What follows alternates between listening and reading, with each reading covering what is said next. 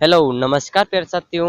Rajasthan board exam 2022-23 class 12 अर्धवार्षिक परीक्षाएं 2022-23 इस साल की जो अर्धवार्षिक परीक्षाएं हैं आपके 8 दिसंबर से आयोजित की जा रही हैं और 9 दिसंबर को जो हिंदी अनिवार्य का पेपर होने वाला है उस सब्जेक्ट के हम कुछ महत्वपूर्ण प्रश्न लेकर के आए हैं और आपको अर्धवार्षिक परीक्षा में 9 दिसंबर को हूबहू ऐसे ही प्रश्न देखने को मिलेंगे। तो दोस्तों आपका पेपर का पैटर्न कुछ इस तरह से रहेगा।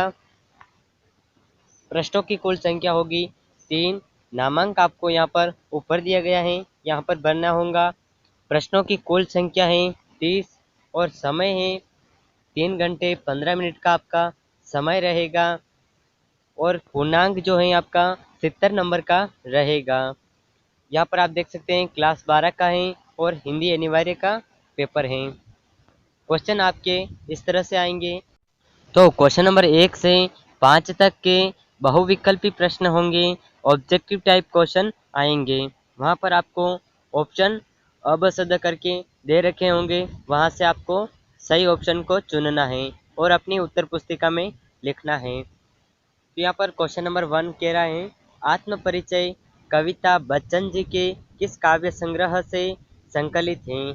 जो बच्चन जी के किस काव्य संग्रह से संकलित हैं, यहाँ पर ऑप्शन नंबर 6 सही आंसर है। निशान निमंत्रण।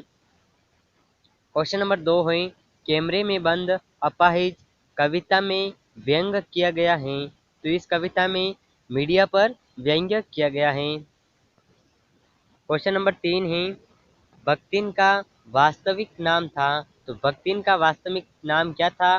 तो ऑप्शन नंबर ब सही है, लक्ष्मी। लेकिन उसकी जो स्थिति थी उससे वो लक्ष्मी लगती नहीं थी, इसलिए उसने अपना नाम भक्तिन रख लिया। क्वेश्चन नंबर 4 है लेखक ने यशोधर बाबू को किशनदा का कौन सा पुत्र कहा? तो इन्होंने किशनदा का मानस पुत्र कहा है। ऑप्शन नंबर अ सही है। क्वेश्चन नंबर 5 है सुरेश हॉकी खेलते समय हवा से बातें करता है, वाक्य में शब्द शक्ति निहित है। तो इसमें लक्षणा शब्द शक्ति निहित है क्योंकि ये उसके लक्षण हैं। तो दोस्तों क्वेश्चन नंबर 1 से लगाकर 5 तक के आपके कुछ इस तरह से ऑब्जेक्टिव प्रश्न होंगे और क्वेश्चन नंबर 6 से लगा करके 10 तक के आपके रिक्त स्थान आएंगे। तो यहाँ पर आप देख सकते हैं अखबार पत्रिकाएं पुस्तकें आदि माध्यम हैं। एक सीमित क्षेत्र में बोले जाने वाले भाषा को स्थायी रूप से कहते हैं। हिंदी भाषा की लिपि है। रघुवीर सहाय 4 सप्तक के कवि हैं। पड़ोस में एक महानुभव रहते हैं जिनको लोग कहते हैं। तो इस तरह से आपके रिक्त स्थान आएंगे तो आपको सही आंसर भरना है। क्वेश्चन नंबर 11 से 15 तक आपको सत्य और असत्य में लिखना है। इसमें कुछ नहीं करना, आपको सिर्फ सत्य और असत्य में लिखना है, यानी कि क्वेश्चन को ध्यान से पढ़ करके उसका आंसर देना है। तो क्वेश्चन नंबर 11 है कैमरे में बंद अपाहिज करुणा के मुखेटे में क्रूरता की कविता है। यह क्या है? सत्य ऑप्शन होगा हमारा। क्वेश्चन नंबर 12 है इंटरनेट पत्रकारिता सूचनाओं को तत्काल उपलब्ध करवाता है। तो ये सत्य है। क्वेश्चन नंबर 13 है पतंग कविता में कवि ने बाल सुलभ इच्छाओं एवं उमंगों का चित्रण कहीं भी नहीं किया है। ये ऑप्शन असत्य है क्योंकि कवि ने वहाँ पर बाल सुलभ इच्छाओं एवं उमंगों का चित्रण किया था। वहाँ पर बालक जैसे पतंग उड़ाता है, जिस तरह उसकी पतंग उड़ती है उसी तरह वह हिमालय बताता है। इस तरह से बाल सुलभ इच्छाएं प्रकट होती हैं। क्वेश्चन नंबर 14 है काले मेघा पानी दे संस्मरण में लोक प्रचलित विश्वासों और विज्ञान के द्वंद्व का सुंदर चित्रण है। यह ऑप्शन सत्य है। ऑप्शन नंबर 15 है क्वेश्चन नंबर 15 है शेर के बच्चे का असल नाम बादल सिंह था। यह ऑप्शन सही है। तो यहाँ पर इस तरह से आपको 11 से लगा करके 15 तक के प्रश्न ऑब्जेक्टिव प्रश्न देखने को मिलेंगे। क्वेश्चन नंबर 17 है। यहाँ पर आपको क्वेश्चन नंबर 17 में आपको एक अपठित गद्यांश देखने को मिलेगा, जिसके आंसर आपको गद्यांश को सही तरह से पढ़ने के बाद उसके प्रश्नों के आंसर देने हैं। यहाँ पर आप देख सकते हैं संस्कृति शब्द का संबंध संस्कार से है, जिसका अर्थ है संशोधन करना। इस तरह से आपका अपठित गद्यांश दे रखा है। इसको आपको तो अपठित गद्यांश को ध्यान से पढ़ने के बाद आपको इस तरह से प्रश्नों के आंसर देने होंगे। तो यहाँ पर देख सकते हैं आप क्वेश्चन नंबर 16 में अपठित गद्यांश से क्वेश्चन बनाया गया है। संस्कृति शब्द का अर्थ है। यहाँ पर सबसे पहले हमने जो फर्स्ट लाइन पढ़ी थी, संस्कृति शब्द का अर्थ है संस्कार। तो यहाँ पर आपको संस्कार लिखना है। यह आपका सही आंसर हो जाएगा, संस्कार।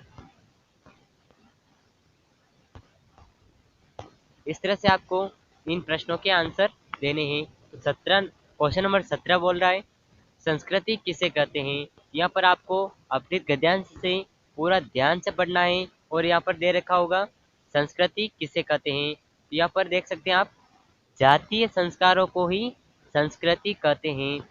तो यहाँ पर क्वेश्चन नंबर 17 के यहाँ पर आपको लिखना है जातीय संस्कारों को ही संस्कृति कहते हैं।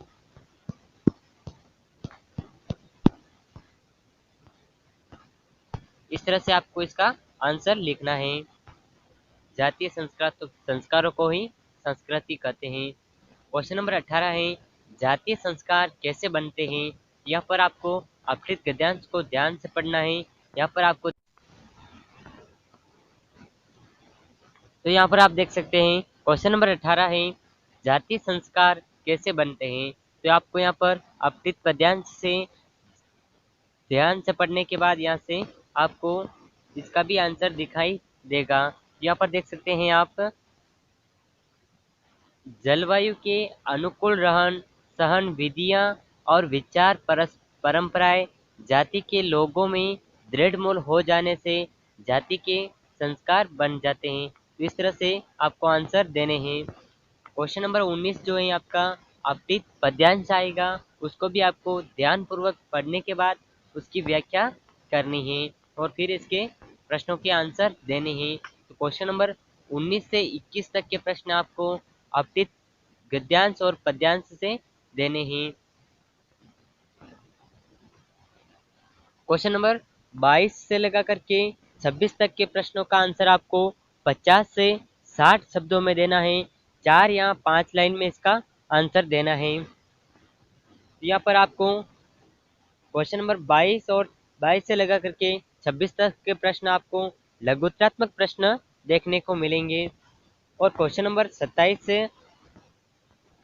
27 में आपको सप्रसंग व्याख्या करनी है। चाहे आप पद्यांश की करें या फिर गद्यांश की करें, ये तो आप पर निर्भर करता है कि आपको कौन अच्छी तरीके से आती है और आपको व्याख्या वही करनी है जो आपको अच्छी तरह से समझ में आ रही हो, अच्छी तरह से याद हो।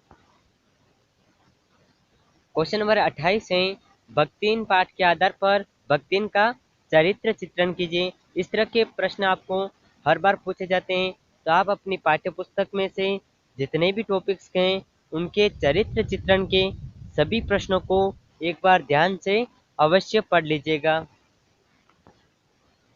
क्वेश्चन नंबर 29 है कवि हरिवंश राय बच्चन के कृतित्व एवं व्यक्तित्व पर प्रकाश डालिए।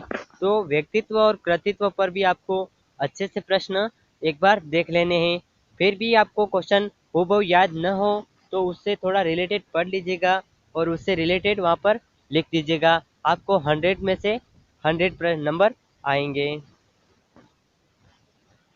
क्वेश्चन नंबर 30 है जहाँ पर आपको क्वेश्चन नंबर 30 में निबंध लिखना है जो कि 200 या 500 शब्दों में लिखना है, यानी कि 2 से 2.5 पेज में आपको आंसर देना है। तो यहाँ पर निबंध आप जो है 7-8 निबंध याद कर सकते हैं जो कि राष्ट्रभाषा हिंदी पर भी हो सकता है, स्वच्छ भारत, पर भी हो सकता है, कोरोना वायरस पर भी हो सकता है, और समग्र शिक्षा अभियान को कैसे सफल बनाएं इसके बारे में भी हो सकता है। तो आप 2, 4, 5, 6 निबंध जरूर याद कर लीजिएगा। तो दोस्तों, अगर आपको निबंध याद नहीं होता है तो भी आपको अथवा में एक अर्थशास्त्र के पत्र और या दे रखा होगा। अर्थशास्त्र के पत्र हो सकता है, विज्ञप्ति हो सकती है, तो इस तरह का आपको अथवा में दे रखा होगा। तो आपको अर्थशास्त्र के पत्र, विज्ञप्ति, इस तरह के कुछ प्रारूप हैं जिन्हें आपको अच्छी तरह से देख लेना है, क्योंकि निबंध बहुत बड़ा होता है, लेकिन विज्ञप्ति और अर्थशास्त्र के पत्र हम आसानी से लिख सकते हैं। तो आपको अर्थशास्त्र के पत्र और विज्ञप्ति ज़रूर से ज़रूर देख लेनी चाहिए। अगर आपको इनका प्रारूप नहीं आता है तो हमारे टेलीग्राम ग्रुप को ज्वाइन करिए, वहाँ पर हम आपको विज्ञप्ति, अर्थशास्त्र के पत्र, इन सभी का प्रारूप उपलब्ध करवा देंगे, और इस मॉडल पेपर्स की पीडीएफ भी आपको वहाँ पर मिल जाएगी। तो दोस्तों, ये क्लास 12 का हिंदी अनिवार्य का एक मॉडल पेपर था जो कि अर्धवार्षिक परीक्षा पर आधारित है, और आपको हूबहू ऐसे ही प्रश्न पूछे जाएंगे। तो दोस्तों, अगर चैनल पर नए हैं तो चैनल को सब्सक्राइब कर दीजिए। वीडियो को अभी तक लाइक नहीं किया है, वीडियो को एक लाइक ज़रूर कर दीजिएगा, और राजस्थान जीके व क्लास 12 की महत्वपूर्ण क्लासेज पाने के लिए हमारे साथ जुड़े रहिए। मिलते हैं नेक्स्ट वीडियो में, तब तक के लिए जय हिंद, जय भारत।